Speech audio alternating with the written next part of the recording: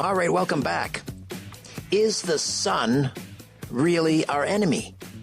For decades, we've been told to fear the sun's rays, but history tells a different story. From ancient civilizations to modern science, sunlight has been long celebrated for its healing properties. Pam Killeen is an author and a health coach with a focus on educating people about improving their sleep quality. She's also the host of the Circadian Reboot with Pam Killeen podcast. Pam, welcome back. How are you? Thanks for having me, Richard. It's great to be here. We're told to stay out of the sun. The moment you're exposed to the sun, you're in danger of skin cancer. Slather on that, SP 50. Don't get a sunburn. Don't get a tan. Have we been sold a bill of goods?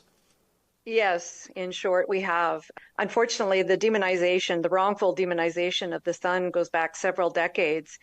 And it's based upon some studies that were done on hairless mice in lab settings where the light rays were isolated into UVA and UVB light. And they basically just saturated these mice with isolated rays of the sun and didn't use the full spectrum of the sun, which would be much, much healthier. At any rate, unfortunately, when these mice were subjected to huge doses of UVA, UVB light, they would develop cancerous tumors. And this just doesn't mimic what humans do on a day-to-day basis, historically, in any event, because historically, we would gradually build up what is called our solar callus. So in the spring, we would slowly build up our tolerance for the sun and sort of slowly develop a tan. I'm not talking here about being negligent with the sun and going out and being a weekend warrior and, spending 8 hours a day in the full sun and burning yourself. This is not what I'm suggesting whatsoever.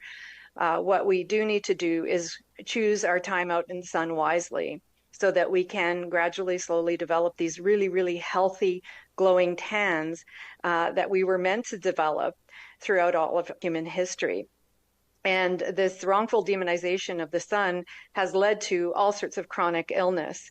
We can see many, many studies that have been done now that show that the more you're out in the sun, the healthier you are and the longer you live. So unfortunately, yes, Richard, we have been sold a bill of goods. But aren't skin cancer rates through the roof? And ironically, this is since we've been spending less time in the sun and slathering ourselves with suntan lotion.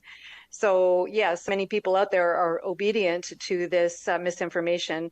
And unfortunately, we are seeing some skin cancers, which generally speaking, and I'm only speaking generally here, don't kill us. I'm not saying cancer is something that we should take lightly. Of course, we should do whatever we have to do to deal with any terrible diagnosis like that. But the responsible use of sunshine shouldn't lead to these skin cancers. There's a lot of other things that are going on behind the scenes that are triggering this skin cancer problem. But we have to be discerning and understand the health benefits of the sun as well. And unfortunately, because of the wrongful demonization of the sun, we're not using it for the medicinal properties that we should be. And saying that going out in the sun is going to help you build your vitamin D is just too narrow. It's just too narrow a field. There's so much more to the sun than meets the eye. We have far more benefit from the sun than just going out and building our vitamin D. All right, excellent. So let's get into this. Heliotherapy, it's called. Aside from vitamin D, which is very important, obviously, because most of us are deficient in that. What else? What are the other benefits of heliotherapy? It's going to help with everything. It's going to help with cancer, heart disease, diabetes. Basically, every chronic illness out there can be helped if we can more responsibly use the sun as a very powerful healing modality. Even something as simple, I was listening to Professor Hobday today, and he was talking about school myopia, which is nearsightedness. And historically, I wore prescription glasses, so I was nearsighted. And now I don't really need my glasses anymore because I'm exposing myself and my eyes to the sky a lot more often than I used to. And I never wore sunglasses, but I would wear prescription glasses outside, which I now know was a bad idea. Oh, really? But nevertheless, you want the full spectrum of the light, of the sunlight in your eyes. And in the 1950s, they knew that nearsightedness had to do with being inside too much, that we needed the light in order to prevent nearsightedness. And so the schools were built with large, large windows so the children could benefit from all this wonderful sunlight. And also in the 1950s, up until the 1960s, so even in the 1950s, children were spending more time outside, benefiting from this wonderful medicinal light. And then after the 1960s, they began wrongly telling us that myopia was due to genetics, which it wasn't and isn't. Right? It's just the time you spend outside will determine whether or not you're short-sighted or nearsighted. So then all of a sudden in the 1960s, schools were built with very few or smaller windows. I know I went to a school that hardly had any windows. It was like a prison. And then you see the rates of nearsightedness double from 20% of the population to 40%. And I think it's even worse now. And in China, Professor Hobday was saying in this podcast that the Chinese have figured this out because so many of the Chinese were developing myopia that now it's mandatory 2 hours a day that the children have to spend outside.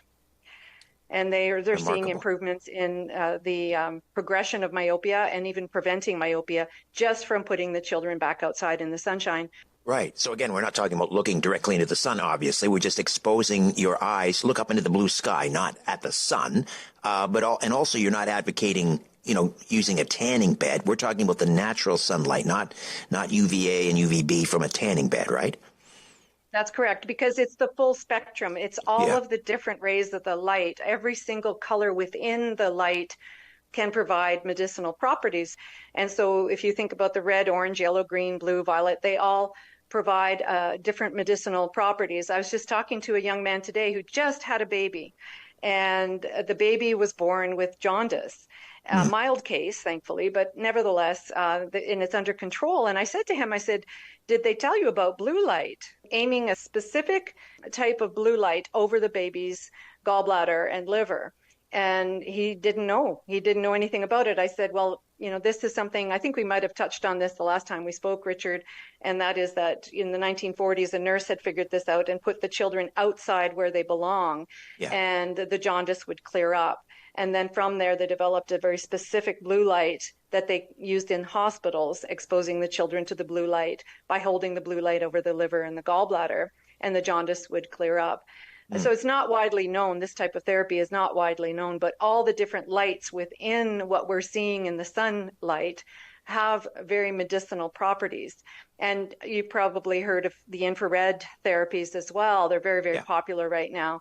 Well, the infrared, which is one of the rays of the sun or one of the properties of the sun, helps to reduce things like inflammation. And and other properties of the sun also help increase something called nitric oxide, which, basically it's a vasodilator. So it helps the movement of your arteries and so on. So it's wonderful in terms of helping prevent heart disease. So there's all sorts of medicinal properties going on when you see the light of the sun, but, it's all something you don't necessarily see, feel, or touch. But we can certainly reap the rewards over the long run. Heliotherapy, so much good can be done just getting out in the fresh air and getting out into the natural sunlight. Pam Killeen, author, health and wellness coach with a focus on educating people about improving their sleep quality, host of the Circadian Reboot with Pam Killeen podcast, pamkilleen.com. I'll put the link in the episode notes when we publish the podcast. Pam, great information. Thank you so much. Thanks, Richard.